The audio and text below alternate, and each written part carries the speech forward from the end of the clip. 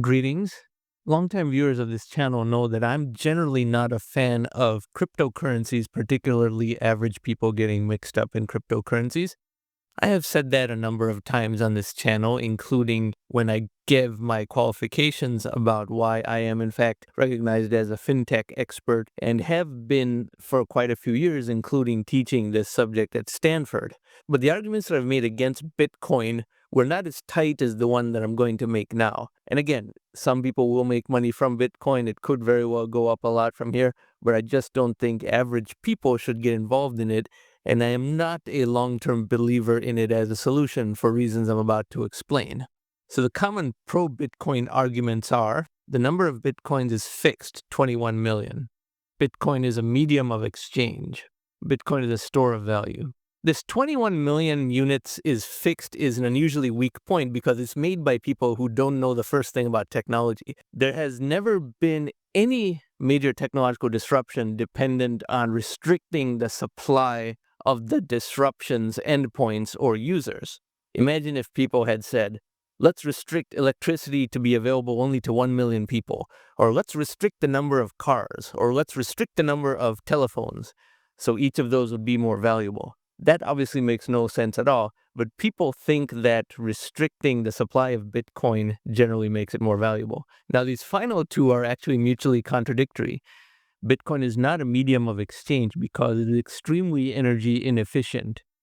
And Bitcoin is not a store of value because it is very volatile. You cannot have a store of value that fluctuates so much. But this medium of exchange thing is particularly wrong, especially when you consider that other cryptocurrencies do the same thing in a more advanced and energy efficient manner. Over here you can see Bitcoin's energy consumption index and how the energy footprint is about 1/3 as much as the United Kingdom's entire electricity consumption and is as high as the electricity consumption of the Netherlands in total. So that is a huge amount of energy consumption. Also, in terms of transaction volume, one Bitcoin transaction consumes as much energy as 460,000 Visa transactions, and that rises to 844,000 Visa transactions if you take the same energy mixture. That is how inefficient Bitcoin mining is. It consumes 1% of the entire world's electricity. Is that 1% of electricity consumption truly helping the human condition? Probably not. Also, Bitcoin does not have the capability to do smart contracts on a distributed ledger, which Ethereum can. So Ethereum fixes both of these problems, both the energy consumption problem, because Ethereum has lowered its energy consumption by about a factor of 6,000 since initial inception, whereas Bitcoin has not, because Bitcoin was fundamentally made first. And that's why it is stuck with 2009 technology. Very energy-intensive mining, as well as no distributed ledger and no smart contract. Now, coming back to this 21 million fixed number of Bitcoins, I finally figured out the perfect metaphor for why this is a terrible point. Consider the electromagnetic spectrum. It is an important mechanism of all communications and data transmissions, but different parts of the electromagnetic spectrum have been important and valuable at different times within the historical progression of telecommunications. Whenever any part of the electromagnetic spectrum was too valuable and the owners of that part of the spectrum wanted to charge too much money for usage of that spectrum, there were technological innovations that adapted around that bottleneck. For example, let's say you owned 1 mile of the highway, Route 80 in the United States, that connects San Francisco to Chicago and New York. And let's say someone owned 1 mile of that highway and wanted to charge an expensive toll. They would make a lot of money for a short while, but eventually people would adapt around that by making other roads that bypass that 1 mile stretch or using other means of transportation, such as railways or airlines. Similarly, every time a portion of the electromagnetic spectrum became too valuable, there were adaptations around it, and the same is going to happen for any transaction technology suitability of Bitcoin. It's too expensive and inefficient, therefore other solutions are going to render it obsolete, and the fact that it has a fixed quantity means nothing. So we go to ChatGPT.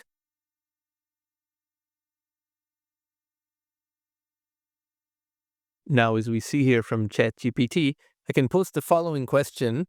What are the examples of when a valuable part of the electromagnetic spectrum became less valuable due to a technological adaptation?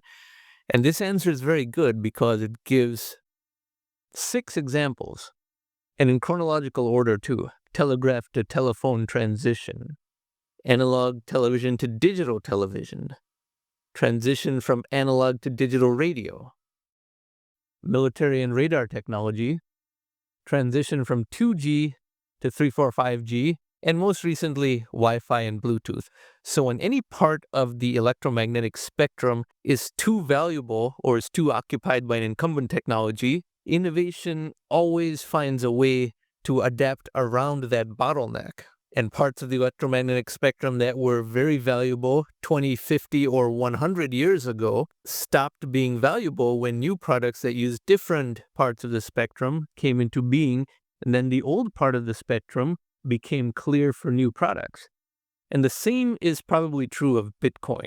Every rationale that pro-Bitcoin people give about how it has some irreplaceable status or is some technology that addresses a core problem seems to me to be very analogous to being a prime part of the electromagnetic spectrum that people can adapt around. And like I often say, there are thousands of other cryptocurrencies, all of which are newer than Bitcoin and therefore probably have a more advanced technology underlying them. Now back to the main video. So as you can see, there were already 6 instances of where a portion of the electromagnetic spectrum was used for something very crucial, and then engineering innovation and technological adaptations found a solution that was no longer dependent on that portion of the electromagnetic spectrum. And if a portion of the electromagnetic spectrum can go from very valuable to less valuable, the same can certainly happen to Bitcoin. It's the same reason I said commodity prices are going down, whether it's gold, oil, anything like that, because anything that is too expensive and is essential for a certain utility will have alternatives, and bypassing adaptations happen. And in the modern age, the speed of those adaptations is very rapid. So in this sense, the people who think Bitcoin is extremely valuable are ultimately no different than gold bugs. Bitcoin has gone up a lot more than gold, and in fact took away a lot of the demand for gold. It's one of the reasons gold has failed to rise. But a lot of the pro-Bitcoin arguments are in fact very similar to the pro-gold arguments, and in violation of the first principles of technology and economics, which is that when anything that is essential for a certain solution is too expensive, there will be very intensive focus on adapting around that requirement or finding cheaper alternatives, and the speed at which these substitutions happen gets faster and faster under the accelerating rate of change, thereby generating more deflation. So yes, I consider Bitcoin to be analogous to a very valuable portion of the electromagnetic spectrum, which can remain valuable for 10, 15, 20, 25 years until someone adapts around it with a much better solution. I hope that made sense, and I hope this metaphor is one that you find particularly applicable when you think about Bitcoin and hear all the pro-Bitcoin arguments. Bitcoin is, however, better than gold, if nothing else.